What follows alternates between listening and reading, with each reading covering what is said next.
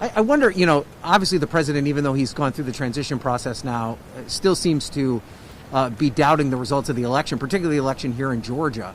I mean, how do you think that impacts your runoff, particularly with Republican voters who are questioning the results already? Do you think that Republican voters may be less motivated to come out because they're concerned that President Trump was dealt a raw deal here in Georgia? And how does that offer up an opening maybe for you as a Democrat?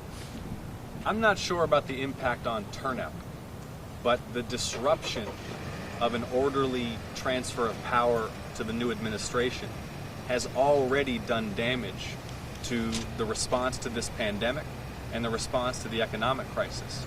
And I'm calling on Senator Perdue to urge President Trump to concede the election and facilitate a swift and orderly transition so the Biden administration can get the briefings and information that they need and access that they need to swiftly take charge and respond to this crisis.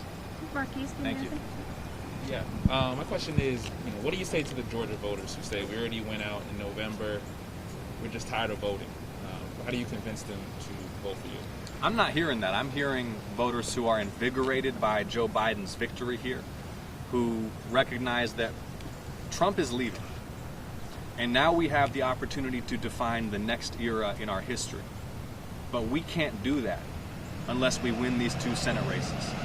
It's not just about COVID-19. We have to make sure that health care is a human right for families in Georgia and across the country.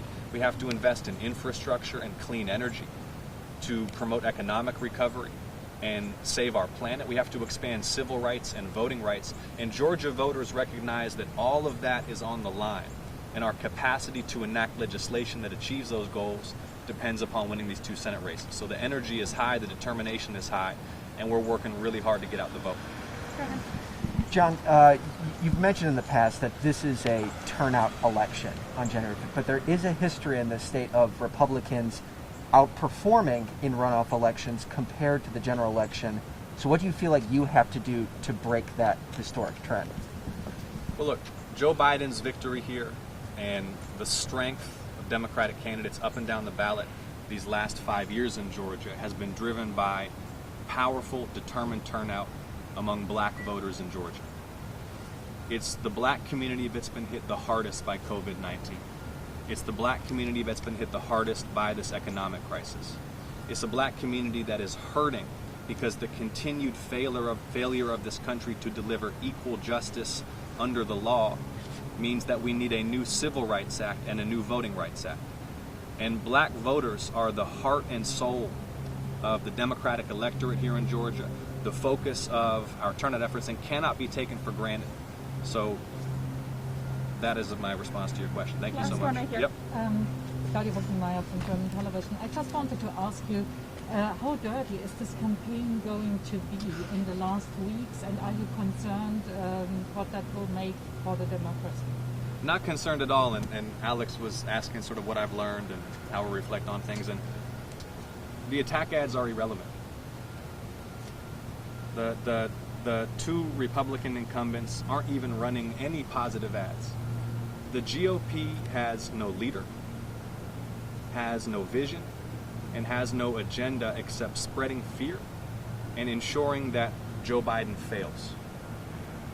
Joe Biden's success, the success of this incoming administration, is in the vital national interest. It's in the health and economic interest of Georgians. We are inspiring people out to the polls, and the barrage of negativity doesn't even have any impact. We tune it out. Don't worry about it. This is about energizing, unprecedented, record-shattering turnout here in Georgia, with early voting begin on December 14th. And so let me just close by saying this. Early voting begins on December 14th. And now is the time to make a plan to vote. Don't put this off until January 5th. The voter registration deadline is December 7th. Make a plan to vote with early voting running from December 14th through New Year's Eve. I appreciate y'all. I thank again Daniel Blackman for offering himself for service on the Public Service Commission. And I wish everybody a healthy and happy Thanksgiving. Thank you so much. Thanks, guys. Thank you. Thank you. Later. Hey, thank you, brother. Travel safe. Appreciate it.